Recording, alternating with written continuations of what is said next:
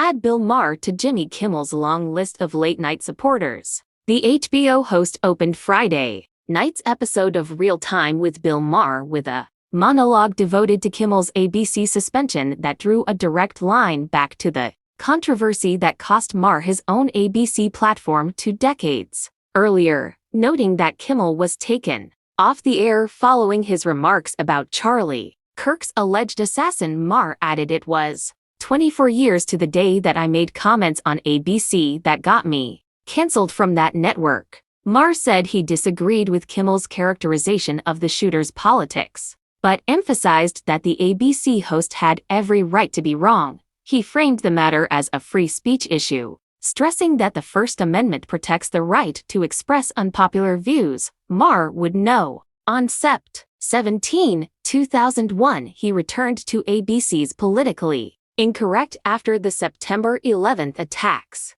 and got into hot water himself when agreed with guest Dinesh D'Souza's objection to President George W. Bush calling the terrorists cowards, and added that the United States had been the cowards lobbing cruise missiles from 2,000 miles away, noting that staying in a plane to crash it was not cowardly. Maher's remarks that night drew criticism from conservative commentators and led to calls for advertiser boycotts. Maher apologized, but the controversy persisted. In May 2002, ABC announced it was canceling Politically Incorrect as part of a move toward straight entertainment programming in late night. As it happens, it was that decision that cleared the way for Jimmy Kimmel Live's debut in January 2003. Real Time with Bill Maher launched on HBO the following month. On Friday, Maher closed by suggesting that Kimmel, like him, could rebound if ABC's suspension sticks.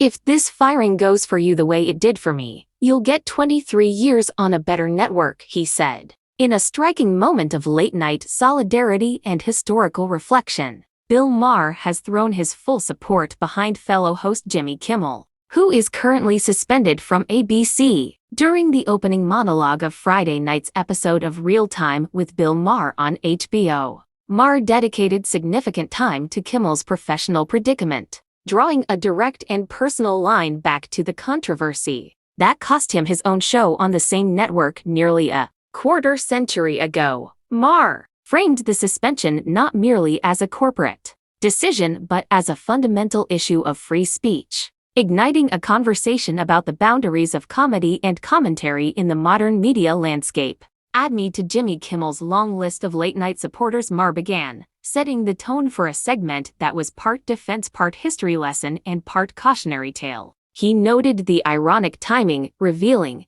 "It was 24 years to the day that I made comments on ABC that got me canceled from that network." The current firestorm erupted after Kimmel, on his own show, made remarks concerning the alleged assassin of former President Donald Trump, specifically characterizing the shooter's politics. While Maher was quick to state his disagreement with Kimmel's specific characterization, he vehemently defended his colleague's right to express it. "I disagreed with what he said," Maher clarified, "but he has every right to be wrong." He anchored his argument in the First Amendment, stressing that its core purpose is to protect unpopular, controversial, or even erroneous speech from official sanction. "The First Amendment isn't there to protect popular speech," Maher asserted. "Everyone agrees with that. It's there to protect the speech we hate." To underscore his point, Maher revisited the incident that led to his own departure from ABC. On September 17, 2001, just 6 days after the 9/11 attacks, Maher returned to the air with his ABC show Politically Incorrect. In a discussion with guest Dinesh D'Souza, he agreed with an objection to President George W. Bush's description of the terrorists as cowards. Maher infamously added, "We have been the cowards, lobbing cruise missiles from 2,000 miles away. That's cowardly. Staying in the airplane when it hits the building. Say what you want about it, it's not cowardly." The immediate backlash was severe. The comments drew fierce condemnation from conservative commentators, and White House Press Secretary Ari Fleischer publicly denounced them, warning that Americans need to watch what they say. This ignited calls for widespread advertiser boycotts. though Maher apologized for the wording, stating he meant cowardly in a tactical rather than moral sense. The controversy proved insurmountable. In May 2002, ABC announced the cancellation of Politically Incorrect, officially framing it as a move toward straight entertainment programming in its late-night lineup.